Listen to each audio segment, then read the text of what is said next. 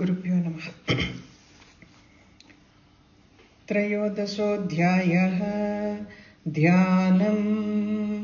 ॐ बालार्कमण्डलाभासां चतुर्बाहुं त्रिलोचनां पाशाङ्कुशबराभीतिर्धारयन्तीं शिवां भजे।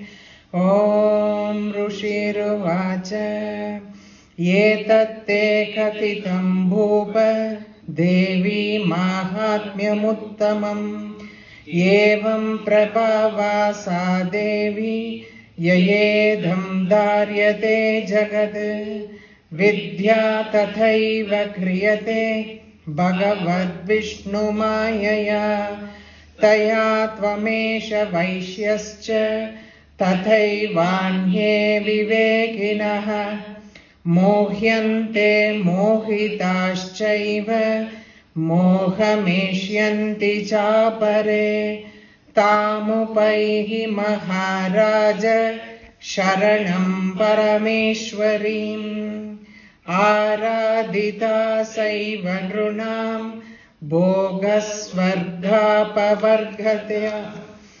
मार्कण्डेयोवाच इति तस्य वचः श्रुत्वा सुरतः स नराधिपः प्रणिपत्य महाभागं तं ऋषिं शंसितव्रतम्। निर्विण्णोति ममत्वेन राज्यापहरणेन च जगामसद्यस्तपसे स च वैश्यो महामुने। सन्दर्शनार्थमम्बाय नदीपुलिनसंस्थितः स च वैश्यस्तपस्तेपे देवी सूक्तं परं जपन्। तस्मिन् पुलिने देव्या कृत्वा मूर्तिं महीमयीम्। अर्हणां चक्रतुस्तस्याः पुष्पधूपाग्नितर्पणैः। निराहारौ यदाहारौ तन्मनस्कौ समाहितौ। ददतुस्तौ बलिं चैव निजगात्राश्रुकुक्षितम्। एवं समाराधयतोस्त्रिभिर्वर्षैर्यथात्मनोः। परितुष्टा जगद्धात्री प्रत्यक्षं प्राह चण्डिका। देव्योवाच यत्प्रार्थ्यते त्वया भूप त्वया च कुलनन्दन।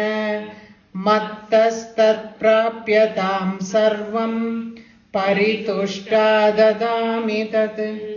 मार्कण्डेयोवाच ततो वव्रे नृपो राज्यम् अविभ्रंश्यन्यजन्मनि। अत्रैव च निजं राज्यं हतशत्रुबलं बलात्।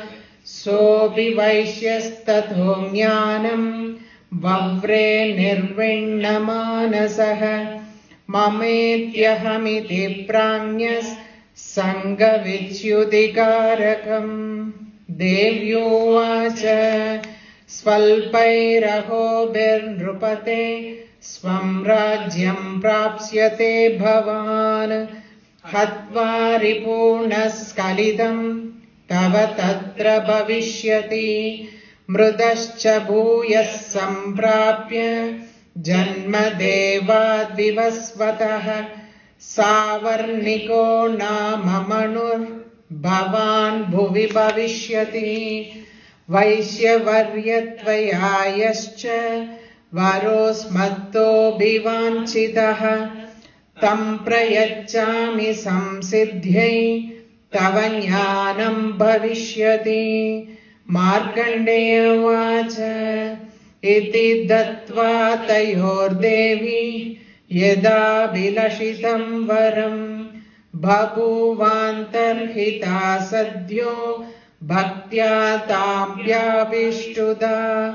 इति दत्त्वा तयोर्देवी यथाभिलषितं वरं बभूवान्तर्हिता सद्यो भक्त्या ताभ्यामभिष्टुता एवं देव्या वरं लब्ध्वा सुरतश्क्षत्रियर्षभः सूर्याजन्म समासाद्य सावर्णिर्भविता मनुः एवं देव्या वरं लब्ध्वा सुरतक्षत्रियर्षभः सूर्याजन्म समासाद्य सावर्णिर्भविता मनुः क्लीं ॐ इति श्रीमार्कण्डेय पुराणे सावर्णिके मन्वन्तरे देवी माहात्म्ये सुरतवैश्योर्वरप्रदानं नाम 13 अध्यायः।